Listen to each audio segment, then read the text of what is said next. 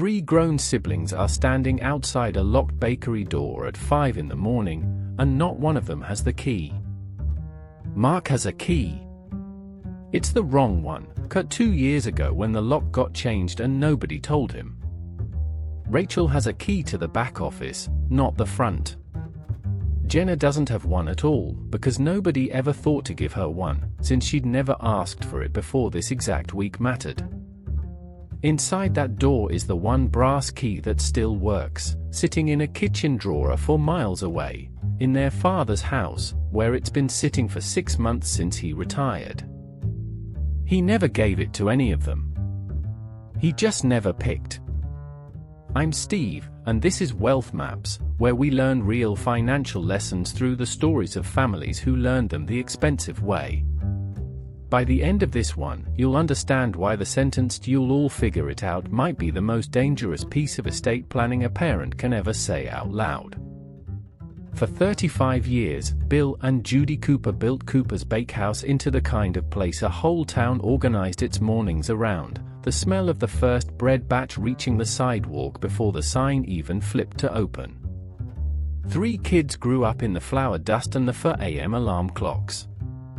Mark, the oldest, started working the ovens at 16 and never really left, running daily operations for the last 15 years, the one who knew which walk-in shelf squeaked and exactly how long the mixer took to warm up on a cold morning. Rachel, the middle child, handled the books from a home office 2 states away, invoices and payroll and tax filings nobody saw but everybody depended on, learning the entire back end of a small business the hard way, alone, over a decade of late nights after her own kids went to bed. Jenna, the youngest, taught middle school math, dropped by on holidays, and always assumed, the same way her siblings did, that the business would simply become theirs one day, equally, because that's simply what family businesses did. For 35 years, Bill's answer to who gets the bakery was always the same 4 words: "You'll all figure it out." Ask yourself honestly, has your own family ever avoided a hard money conversation by promising to handle it when the time comes? What actually happens the week the time finally does? The retirement party was, by every account, one of the best nights that family ever had. 6 months ago now. Bill cried giving his speech, the same speech he'd rehearsed badly for weeks according to Judy. Judy handed each of her kids a framed photo of the original 1988 storefront, and for a moment the whole room, extended family, longtime employees, regulars who'd been coming in since before any of the kids were born, felt like proof that 35 years had meant something. For one night, everyone in that room believed the hardest part, 35 years of building something, was finally, safely, behind them. It wasn't. It hadn't even started yet. Here's the part nobody at that party wanted to think about: "You'll all figure it out" isn't a succession plan. It's the complete absence of one, wearing a warm sentence as a disguise. 3 weeks after the party, the siblings sat down to divide the responsibilities, and the cracks showed up immediately. Mark assumed he'd become the majority owner and run the business exactly as he already had, since he was the one who'd shown up at 4 a.m. for 15 straight years. Rachel assumed an equal 3-way split, since Bill had said equally more than once over the decades, and her invisible back-office work had kept the whole operation solvent the entire time nobody was watching.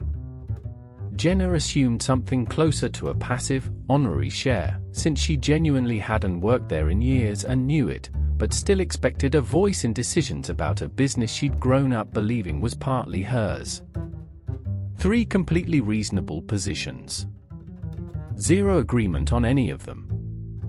Jenna, if anyone had asked her that week, would have said she felt like a guest at her own inheritance. She sat in on that first meeting mostly quiet, watching Mark and Rachel argue specifics she'd never had to learn, feeling something close to embarrassment at how little she understood about a place she'd spent her entire childhood inside.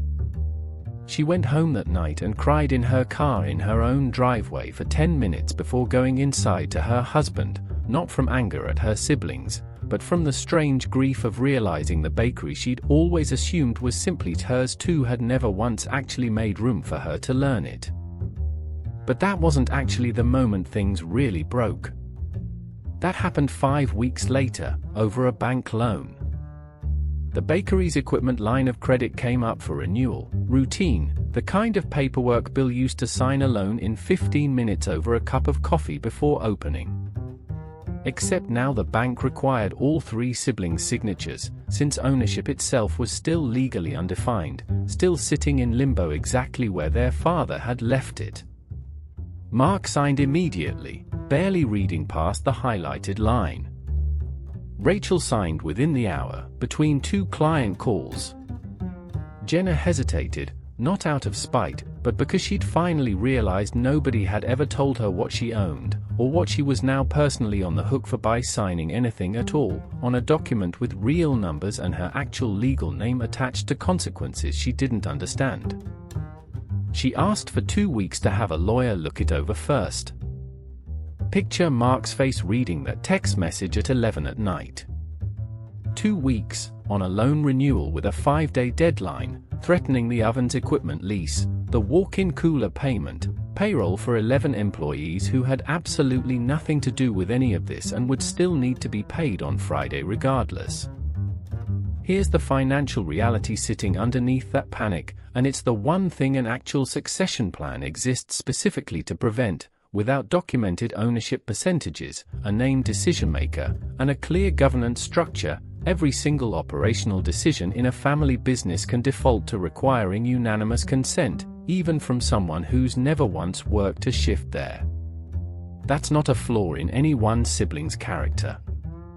That's simply what happens to a company when "we'll figure it out" replaces an actual legal document, years after the moment it was actually needed. The loan renewed in time, barely, for days before the deadline, once Jenna's attorney confirmed there wasn't anything predatory buried in the paperwork. Relief moved through that family fast and real. For about a week, it even felt like maybe the worst of it was over. It wasn't. Trust doesn't rebuild on the same timeline a loan does. Rachel was the one who finally said the sentence that had been sitting underneath all of it for 2 months, on a phone call with Mark that started about scheduling and ended somewhere else entirely. "I've done the books for this place for 15 years, from 2 states away, unpaid overtime every single tax season, missing my own kids' bedtime some Aprils," she said. "And I found out, the same week you did, that I'm 1/3 of a business I've never once been physically present for a single day of running. You found out you might not get to run it exactly your way anymore. I'm not sure our 2 problems are the same size, Mark, and I need you to at least consider that before you tell me again how hard your 15 years were." Mark didn't have a fast answer to that. The line went quiet long enough that Rachel almost asked if he was still there. He sat with it for a long moment before admitting, quietly, that he'd never once considered what 15 years of invisible spreadsheets actually cost someone, the same way she'd probably never fully considered what 15 years of for AM alarms had cost him, 2 different kinds of exhausted that had somehow never once been compared out loud until that phone call. There was no villain on that call.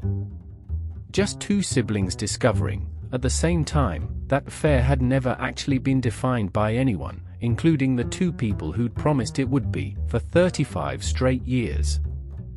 It took 8 months, in total, for the Coopers to build what should have existed years earlier, a written partnership agreement, professionally drafted, assigning real percentages based on both sweat equity and financial contribution, naming Mark as managing operator with real, defined authority over daily decisions, giving Rachel a formal ownership stake tied to her actual back-office role and a real vote on anything above a set dollar threshold, and giving Jenna a smaller, honest share.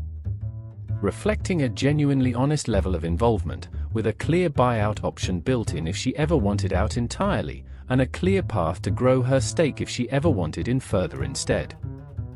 8 months, and legal fees that ran past $30,000, resolving something a single afternoon with an estate attorney could have settled 15 years earlier, while Bill and Judy were still healthy enough to mediate it themselves instead of leaving 3 siblings to mediate it without them, exhausted, grieving a version of the family that had existed just fine right up until real money and real decisions entered the room.